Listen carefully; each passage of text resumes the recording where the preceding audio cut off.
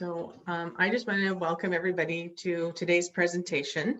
A couple of housekeeping items before we start and I do some introductions is just to remember to keep your mic on mute just as the presentation is going on, and then feel free to unmute yourself to ask any questions, or if you feel more comfortable and want to use the text chat, you could do that, and I'll watch for that and bring the questions to the speakers. And other than that, I think we are ready to go. So I just want to welcome everybody online today.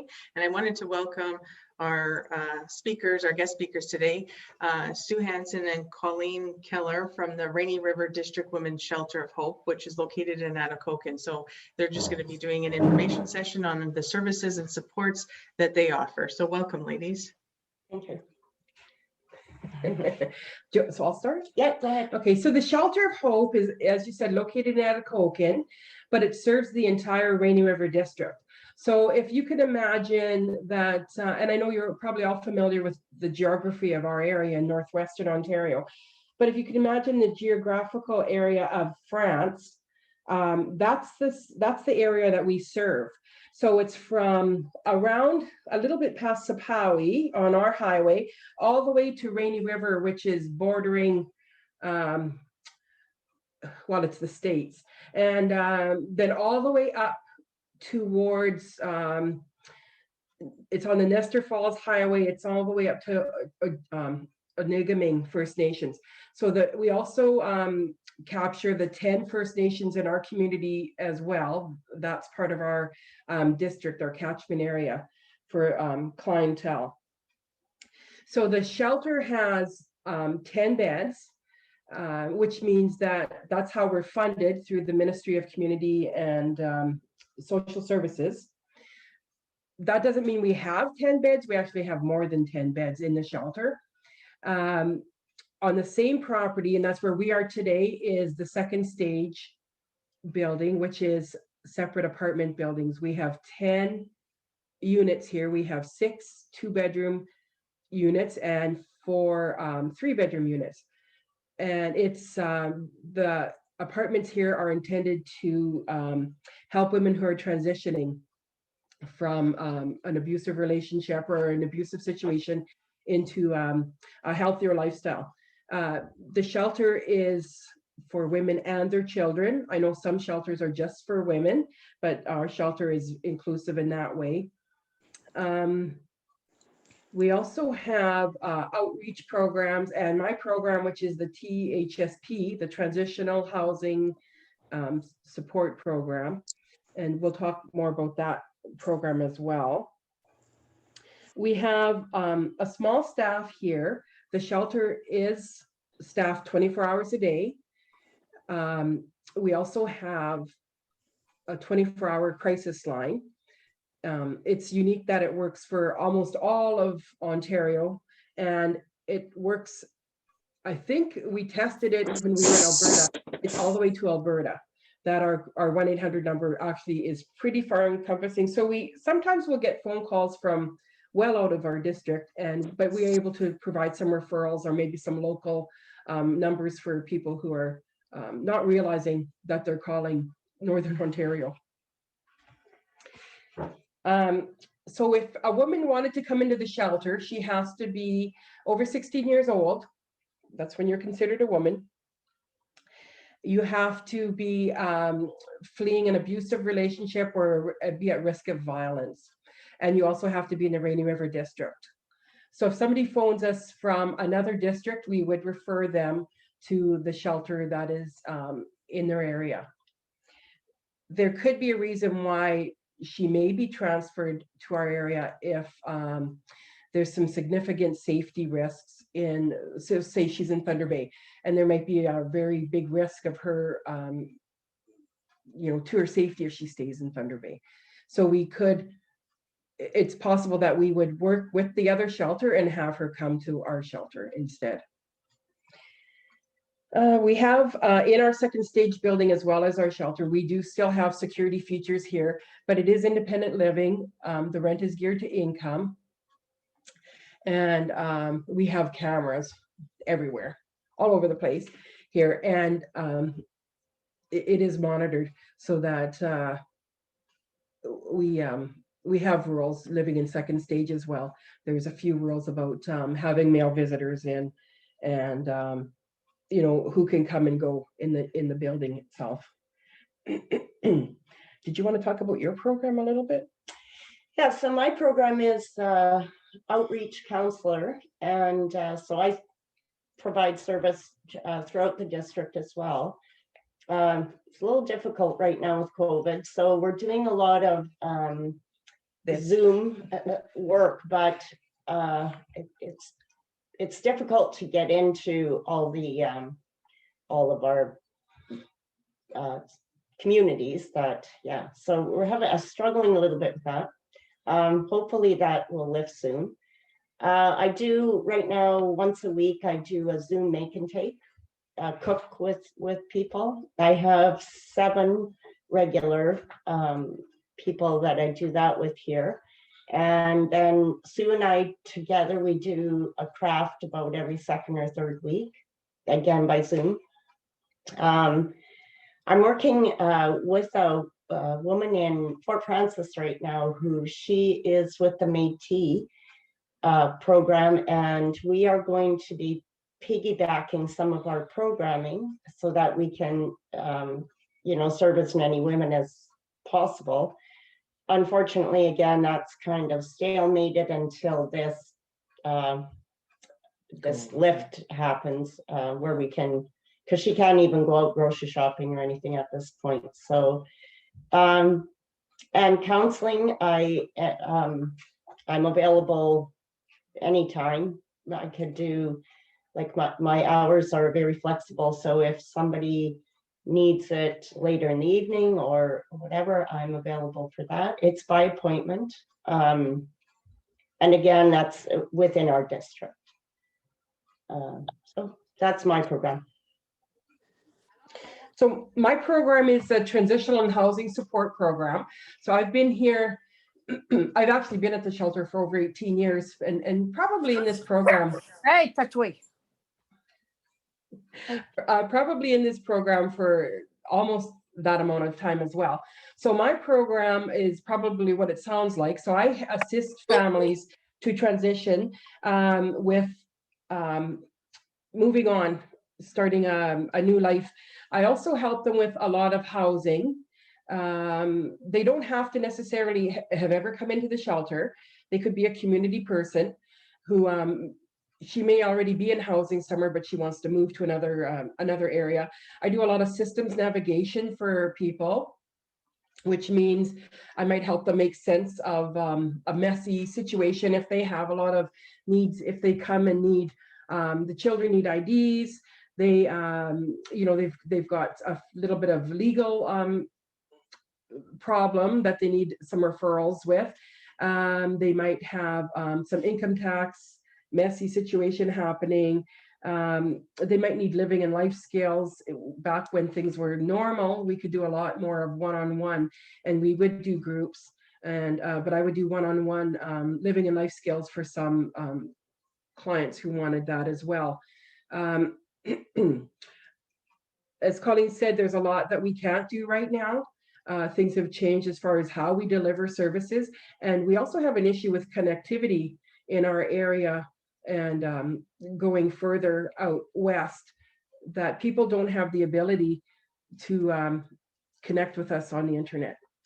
They just don't have the technology isn't there yet, or if it is, it's very sketchy, or yeah, it's blotchy. I don't know. It's not smooth. We definitely don't have high speed. So another program that we have that we're looking at doing virtually, and again, we have those issues, is the Child Witness Program. And that program is for moms and their children, but it is a therapeutic group program for children who have experienced violence in the home. The moms will do that group with the children. Typically, the way we've done that program is it traditionally was a 12-week program where you come once a week for an hour or two and would do your modules and go home and then come back. We found that we had a lot of dropout in that. So many years ago, we started doing a camp program.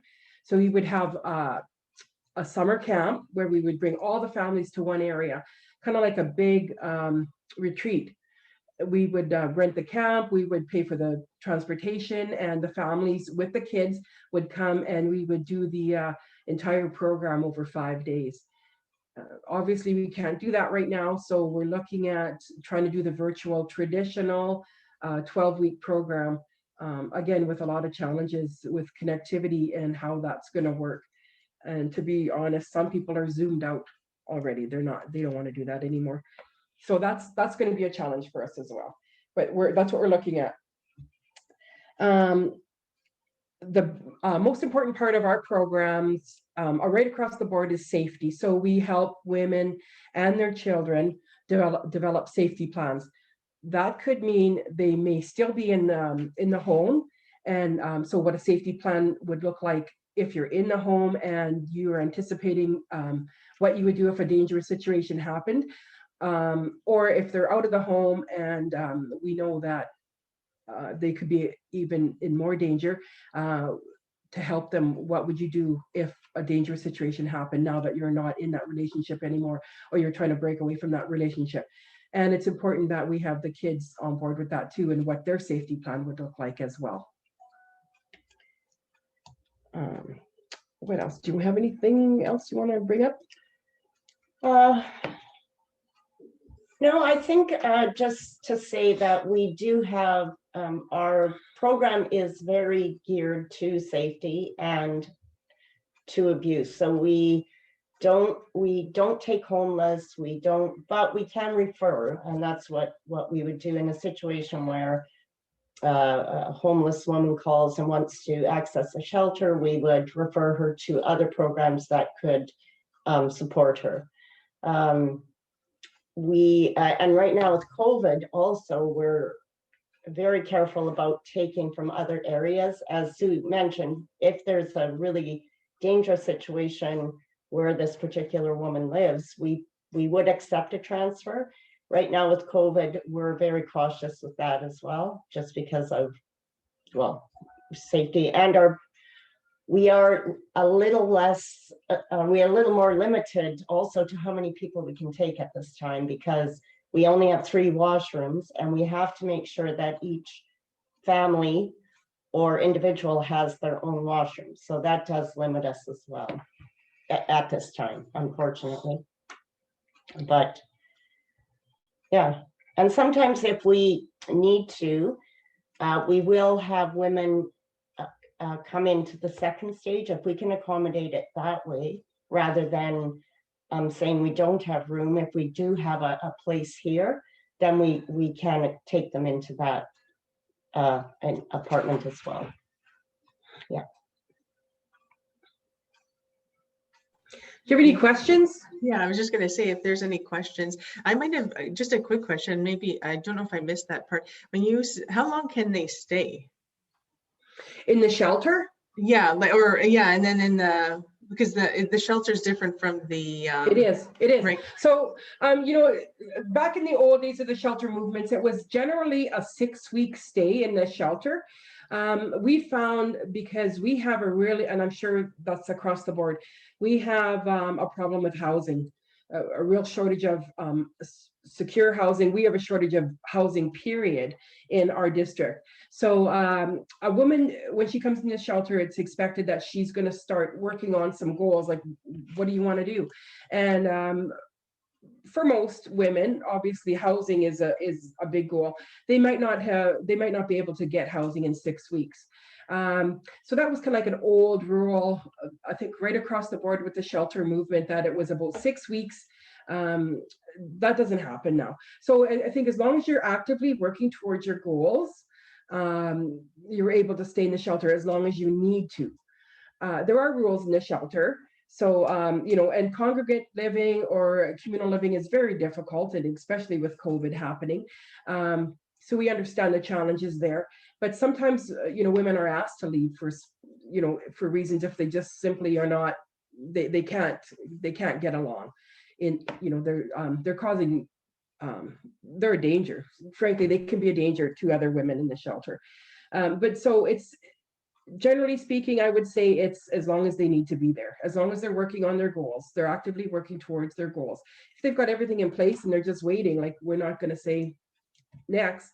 Now, second stage is transition housing. So it is funded through the DSAB here. And with transitional housing, it used to be the rule was you could stay here for up to 12 months. And it's based on a month-by-month lease. But as of about 4 years ago, they changed they informally changed the guidelines to that. So it's about 24 months, 2 years, that you're able to stay in transition housing. Now, that being said, we have the same problem in that they might be, they all have to be on a waiting list. All of our tenants here have to be on a waiting list for another housing authority somewhere, either if they want to be in Atikokan or anywhere, Thunder Bay, Kenora, whatever. That doesn't mean that they're getting in there anytime soon. So we have had people here well over 2 years in second stage. And also because the housing rules changed, I don't know if people are aware, before when you applied for housing, you were allowed to have, the housing authority would offer you a unit, and maybe you didn't want to live on that street. You were able to refuse up to 3 housing options before you were taken off of the housing list. They changed that. Doug Ford reframed it to say that it's rapid housing, which it's not the rapid housing model, but to say that you're given one choice, and that's it. If you don't take that choice, you're off the housing list. And he said that that's how I'm housing people faster, right? Because you only have one choice. So now, that being said, now women are making sure that the choice they put on their application is one that they really, really want to be in. And some of those areas are very desirable. So the chance of them getting in, again, is a lot slimmer. So the waiting lists are longer in that regard. Okay, great, thanks. Does anybody else have any questions that they might want to ask? And again, you could feel free to unmute yourself, or if you want to just type in the text chat, you can do that too.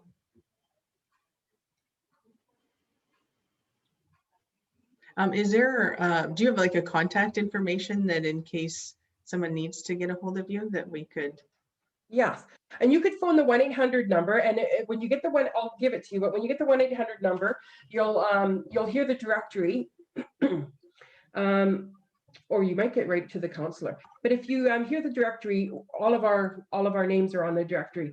If you get the counselor, then she could put you through to whichever person you want to speak with. Now, Colleen and I are here during the day, Monday to Friday. Like I said, the 1-800 number is 24/7. You can also phone and talk to a counselor on the crisis line, the 1-800 number. You don't have to leave your name. You can be completely anonymous if you just want to talk and feel comfortable that way. That's fine. So I'll give you the 1-800 number. It's 1-800, obviously, 465-3348. And like I said, that number works almost all across Canada. Okay. We haven't tested it like up north, but yeah, it's surprising how far.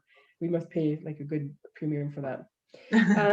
I wanted to say also about the second stage housing that I forgot to mention that it is rent geared to income. So it's very reasonable rent. Even the market rent for these units are very reasonable. All utilities are included. The apartments are furnished, and laundry is free, Wi-Fi is free, and parking is free as well.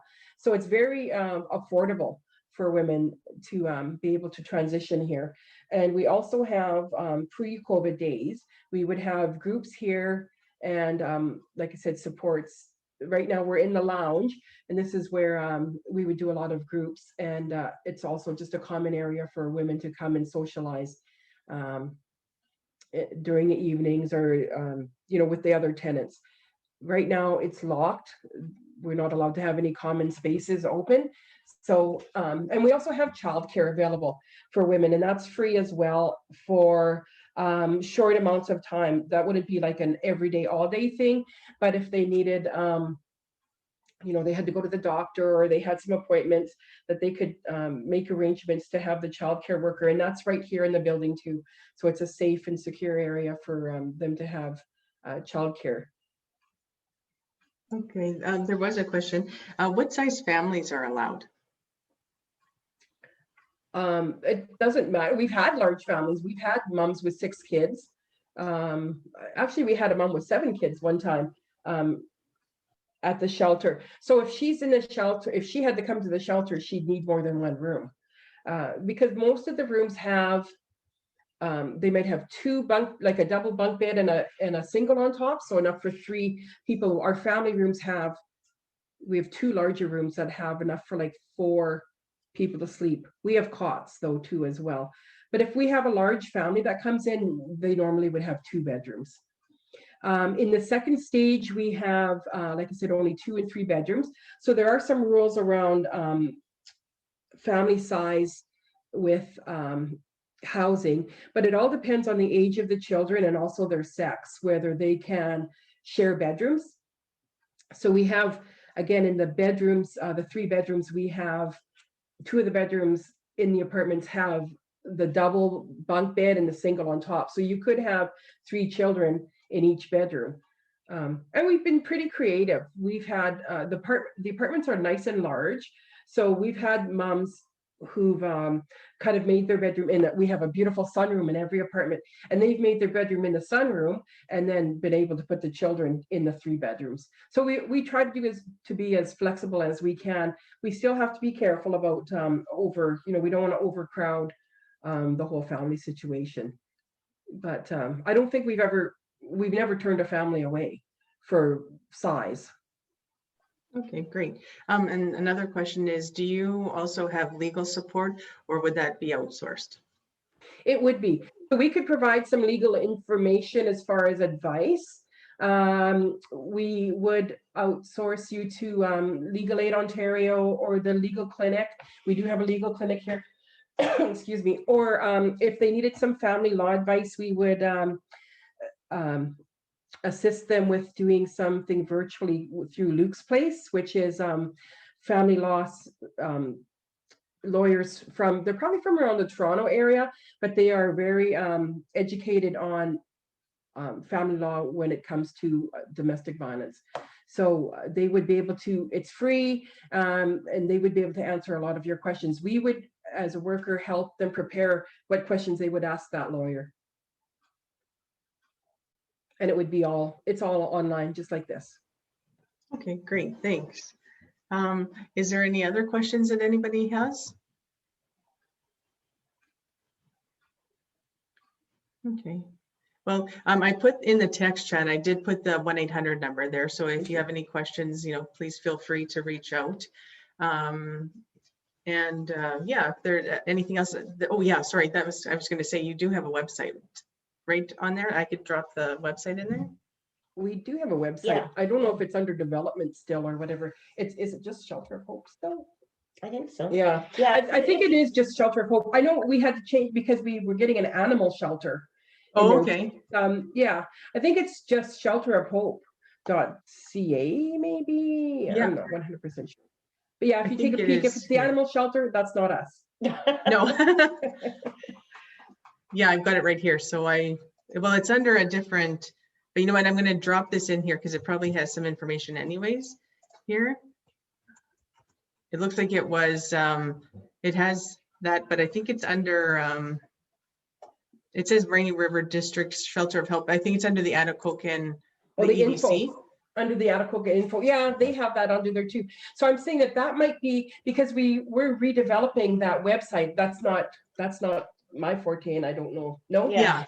No. So I think that that might be the new one that's under the Atikokan info. That's kind of like the touristy type of EDO thing. Yeah. Okay, and I also put the Facebook page there for anybody else. Yeah, we're on Facebook. Yeah. Okay, great. Well, I really appreciate you both taking the time today to talk about the services that you offer, and know that there's help out there for women and children to come receive it. So thank you so much for taking the time today, and thanks everybody for joining us online. Our next webinar at 12:15, if you want to join, it's the same link, is about the Paro Circles information session. So you're more than welcome to join that. So thanks again, everybody, and wish you both a great day, and talk to you soon sometime. All right, thank you. Thank you. Okay, Thank you. thank you. Get outside and enjoy the weather. Yeah, for sure. Finally. Vitamin D. Yeah. Yeah. Bye-bye. Thank you.